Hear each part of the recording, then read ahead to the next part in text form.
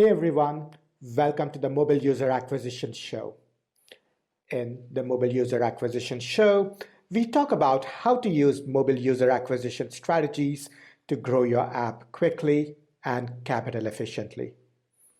The Mobile User Acquisition Show is presented by me, Shamant Rao, mobile growth leader and founder and CEO of the mobile growth consulting firm Rocketship HQ.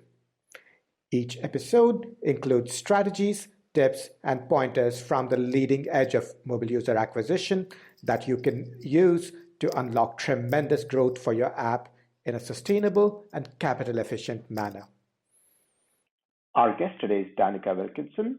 Danika is a product marketer at Social Point, where she is responsible for the overall high-level marketing strategy of one of their games. She strategizes all aspects of game marketing and guides UA specialists in performance analysis and optimisations. In today's conversation, Danika goes deep into the specifics of the creative process and outlines how their very different processes for Facebook and other channels have been dramatically effective. She walks us through not just how her team's tests are structured on a day-to-day basis, but also about how this testing process has changed the team's workflow dramatically for the better. I'm very excited to welcome Danika Wilkinson to the Mobile User Acquisition Show. Danika, welcome to this show. Thank you. Thanks so much for having me. Yeah, Danika, I'm excited to have you because we've certainly crossed paths virtually, even though we just found out we are less than a mile-ish away. We've certainly crossed paths virtually. And every time I've heard you speak, I've learned so much. I feel like you have bring a lot of insight, and certainly that's what struck me even the last time we spoke last week. Definitely, which is why I was like, we gotta have you on the show to ask you all the questions that I feel like I want to ask. So, thank you. Very nice of you to say. certainly, right? Yeah, and to get started, we're going to talk about creative tests and how you run them, which again was something I took notes on from the last time we spoke. So to get started, when you're running creative tests outside of Facebook, what channels do you use and why do you do that? Yeah, so this is something that I think a lot of companies probably do, where they will run their creative testing on Facebook separate to creative testing for other networks and DSPs. In our case, we do it because we often see different results between what works on Facebook and what works everywhere else. So basically, we use a custom DSP called Dataseat to do our creative testing. And the reason why we started doing this was because previously we were working with another kind of live programmatic partner who required us to run pre-testing on their platform before we were able to push creatives into live campaigns. And basically we found that process to be really slow, really expensive, really clunky. And, we were testing for months and months and months, and maybe we came up with one creative winner in all that time. So the idea was maybe we can put this kind of pre-filter before pushing these creatives into live testing, and basically just eliminate everything that's not going to work and make sure that we're only testing the absolute best creatives with this programmatic partner. So we started to do that, and within 3 rounds, which took about 4 weeks, we already had 3 creative winners after 6 months with maybe just 1. So we started to roll those results out onto our other networks and also our other programmatic partners as well. And about 80% of the time, I would say, because it's pretty difficult to have everything 100%, we would see that those same winners were effective in our live campaigns as well. Wow. Yeah, and I think that's impressive because it would appear that there can be so much variability in performance across networks. So clearly you guys have these winners that seem to be consistently winning everywhere. Can you explain the mechanics of how this test is set up on the custom DSP? because I think there's a specific way you run it, which I think contributes to why this is effective. Yeah, so the good thing is we're not really limited by the amount of creatives that we can test at any one time. But normally we would be testing maybe 4 or 5 at once against a control. And we purchase a set amount of impressions per creative. We send the DSP a list of sub-publishers. They're usually more or less 100 sub-publishers where we have acquired the most users in the last 30 days. We test those creatives against a control, and basically we take any creatives that have a similar or a higher IPM than the control in that specific test, and we roll them out into the other live partners. We find that some partners are more sensitive to creative changes than others, so we will kind of rank them in order of lowest to highest risk, and we'll roll out those winners into the lowest risk partners first. If we see that the performance is good there, then we basically have more confidence to then test them in the kind of higher risk or the more sensitive partners. Right. Can you elaborate on what you mean by sensitive to creative changes?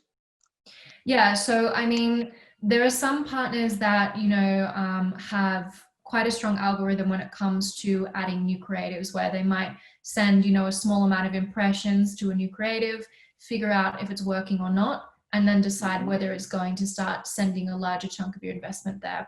But there are other partners that maybe are a little bit less advanced in that sense. I won't name names, but you will sometimes find that, you know, you add a creative to a campaign, the performance isn't good, but the partner just consistently sends spend to this creative anyway, and it can really affect your performance. So with those kinds of partners, we will always leave them last, and we'll only add the new creative to that partner if we're really confident about its performance, because we've seen it work time and time again on everything else. Yeah. And I like that gradation of risk, because if you're really certain it's something's really good, that's the only case in which you roll it out everywhere. That makes a lot of sense. And we did talk about how the creators that win outside of Facebook tend to be very different from ones that do win in Facebook. How can you speak to how ideas are generated for creative concepts? Yeah, so sometimes we do. It's not to say that the creatives that work the best are always different. Sometimes we are lucky and we have creatives that work really well on absolutely everything, even Facebook. But normally the kind of process that we have on a monthly basis is we're very fortunate to have creative teams on a product level, on a game level, who know the game inside and out.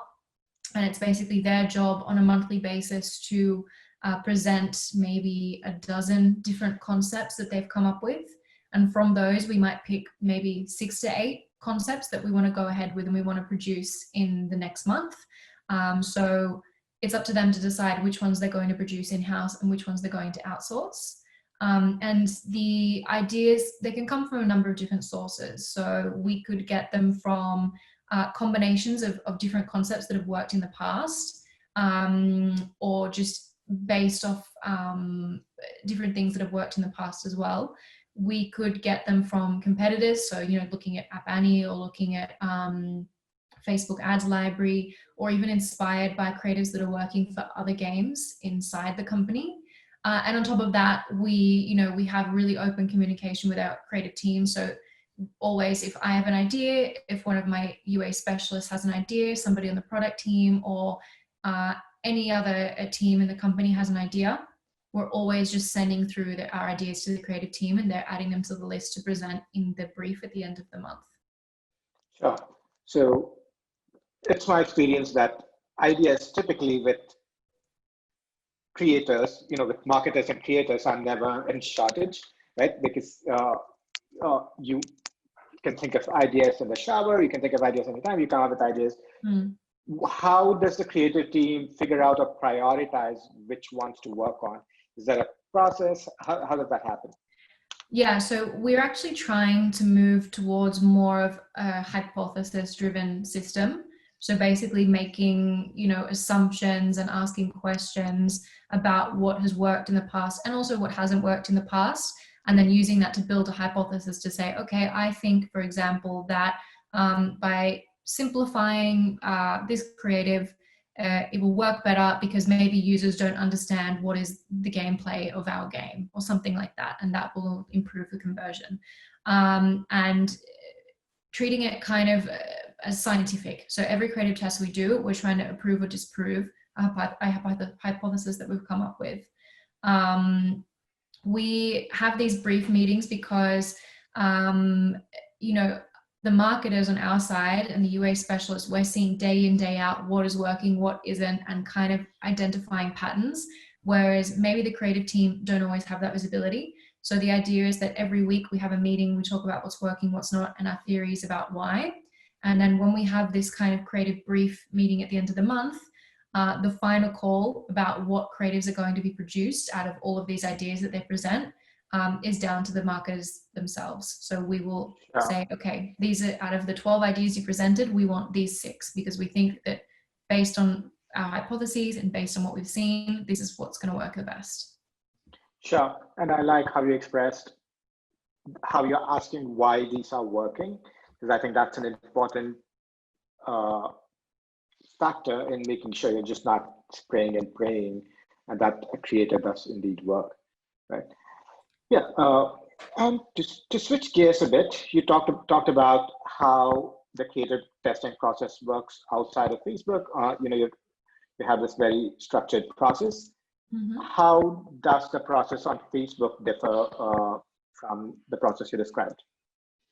Yeah, that's a really good question. I mean, there are several key differences, but I would say that the main one is kind of the objective. So I guess when it comes to creative testing outside of Facebook, we're specifically looking for what creative has the winning IPM, what creative has an IPM that is the same as or higher than our current control. Whereas on Facebook, basically what we're doing is looking for what creatives are terrible, what is absolutely terrible that we want to eliminate, and anything that is okay, or really good if you're lucky, but anything that is just okay, we see that as kind of a low risk to push it into live campaigns, because at the end of the day, if you are doing creative testing in an MAI campaign, you don't know how that's going to perform when you push it into an AEO or a VO campaign. You could say, I mean, if you have an extremely low IPM, like below 1 or maybe even below 2 on an MAI campaign, it's pretty safe to say that if you put that into an AEO campaign or a VO campaign, it's not going to take off. It's not going to work. But if it's, it's okay, it's not amazing, but it's not bad, then I think it's a pretty good candidate to move into your live campaigns.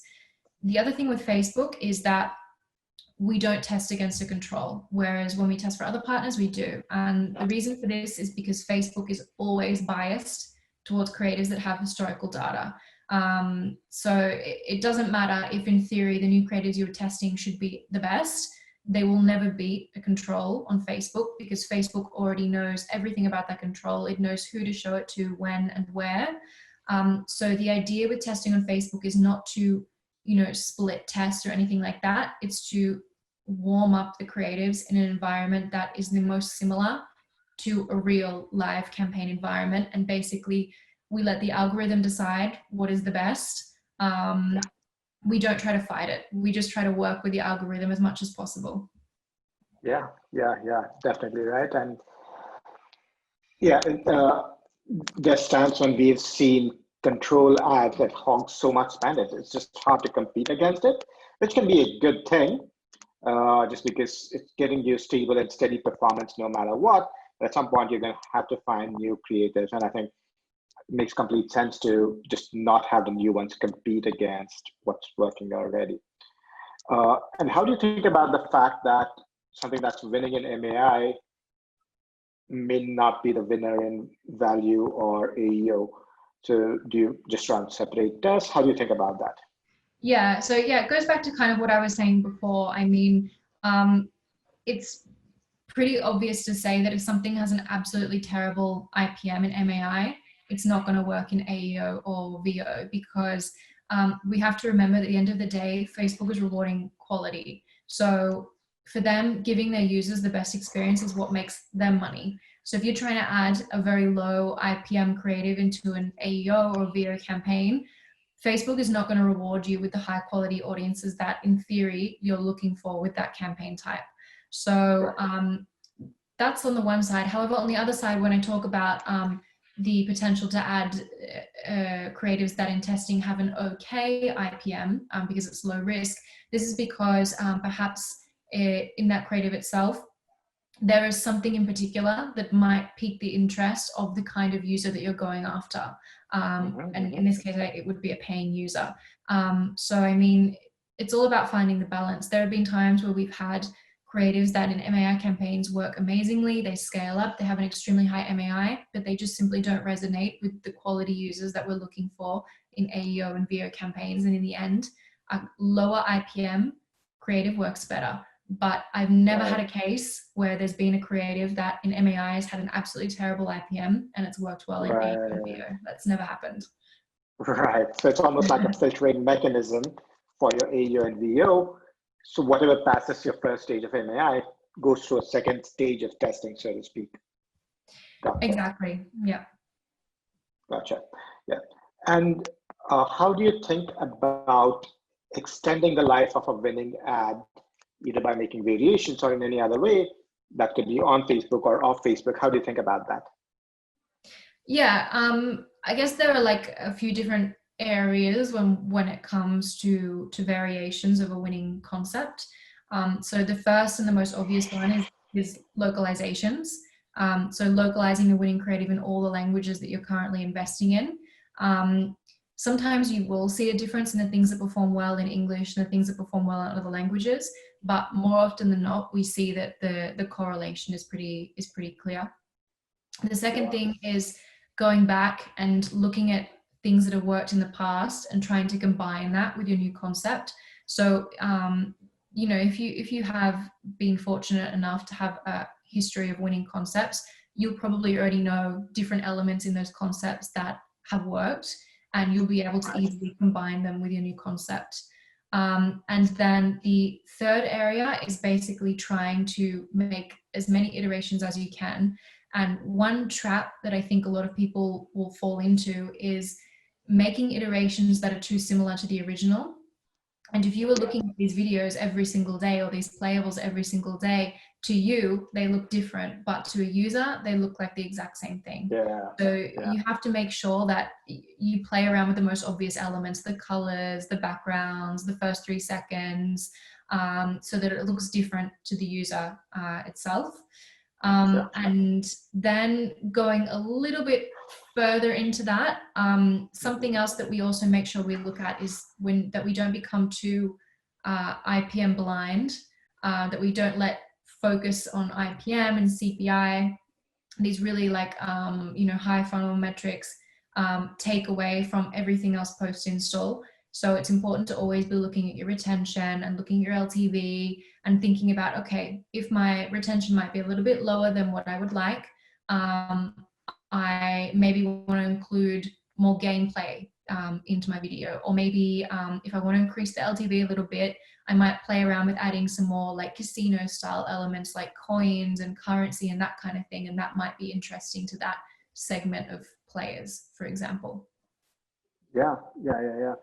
Which illustrates how much you can do to make variations of what's winning, right? And because again, you don't always have to come up with something brand new, but even just by changing the treatment, changing the visual look and feel on what's working, there's just a lot of win and progress. There are a lot of wins to be had, right? Yeah. Go ahead. Sorry. No, I was just going to say, I mean, it's a tough one. It's like the age-old question of focus on iterations that are based on what we know already works, or look for something completely new. It's difficult. Yeah. In terms of the creative team's time and effort, how is it balanced between coming up with something completely new versus building on something that is known to work? Yeah, so what we're moving towards at the moment is trying to outsource the iterations as much as possible. So basically, when we identify, a hit creative, to activate a protocol that sends to an outsourcing agency, instructions to make as many iterations of this this video, this playable as possible, and localizations on top of that. And that basically gives our internal team the time and the space and the energy to be thinking about new concepts and brainstorming and working on new things that are of high quality. We do have weekly sprint meetings, however, and if we see that, there's an iteration that is really urgent, maybe, for example, something is fatiguing and we need something really fast, then we might, in some instances, prioritize an iteration with our internal team as opposed to outsourcing it. Gotcha. Yeah. I think that makes, go ahead, sorry. Just one thing to add to that as well, I just remembered, is you can maintain your performance by extending the shelf life of your winning concepts for several months. However, if you really want to take your performance to the next level and scale to the next level, you have to find a new winning concept. That's basically the be all and end all. Why do you think that is? Just from past experience, I think you can, when you find a new winning concept, you will see the difference notably, because you'll suddenly be able to increase the scale. You'll have a lot more margin for increasing the scale as well when it comes to ROI. Eventually they'll start to fatigue, and you can kind of just ride that wave by making a lot of iterations. But if you want that big boost of scale and performance again, you have to find the next concept. You have to find something different. Totally. Have you seen any elements that are common to creators that really hit it out of the park, that are clear winners? What might be some of the things that characterize such creators? Yeah, I think it really depends on the game that you're working on and the genre of game. I don't want to give too much away, obviously, but if people really want to see the creators that we're using, they have the tools to do it. But I think that one thing that is really important is, again, to put yourself in the shoes of the user, have a really strong player persona, and don't just create things that look nice to you as a marketer and as somebody who is in the industry.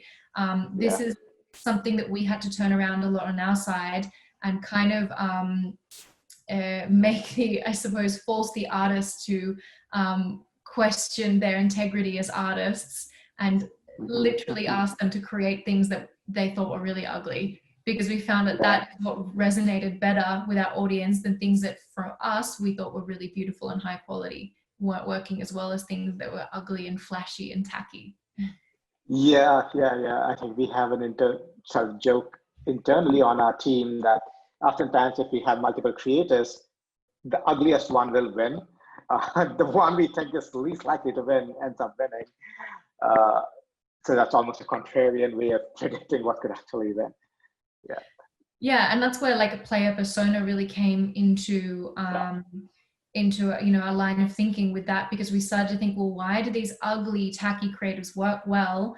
And we started to investigate, and we realized, well, actually the target audience that we're going after, the best audience for us, they're also really into casino games and solitaire and that kind of thing, which are games that typically aren't the most beautiful. They tend to have a lot of kind of flashy graphics and block colors and things that are going on, and therefore that kind of ad is the most attractive to that kind of user. Right. Totally. Right. I think a similar example, would be in the health and fitness space, because there's a reason infomercials do well. They tend to be very in your face, very tacky, and people we know that have tried beautiful ads have failed, just because the audience likes tacky ads. The audience wants to see that, and suddenly I think that makes a lot of sense. Yeah. Danica, this has been very instructive, and like as every time I speak to you, I've said there's so much that I want to take away to our own work. This is perhaps a good place for us to wrap. Before we do that, can you tell folks how they can find out more about you and everything you do? Sure. I mean, you can get in touch with me on LinkedIn, or if you want to find out more about the games that we have at Social Point, you can just go to socialpoint.es, and you'll see our three kind of flagship games there, which are Dragon City, Monster Legends, and my personal favorite, Word Life. Excellent. We will link to all of that in the show notes. For now, this is perhaps a good place for us to wrap for now. Thank you so much, Danica, for being on the Mobile User Acquisition Show. Thanks very much for having me. For more tips, pointers, and strategies from the leading edge of mobile user acquisition, subscribe to our YouTube channel right here, or check out our blog, rocketship.hq.com/blog.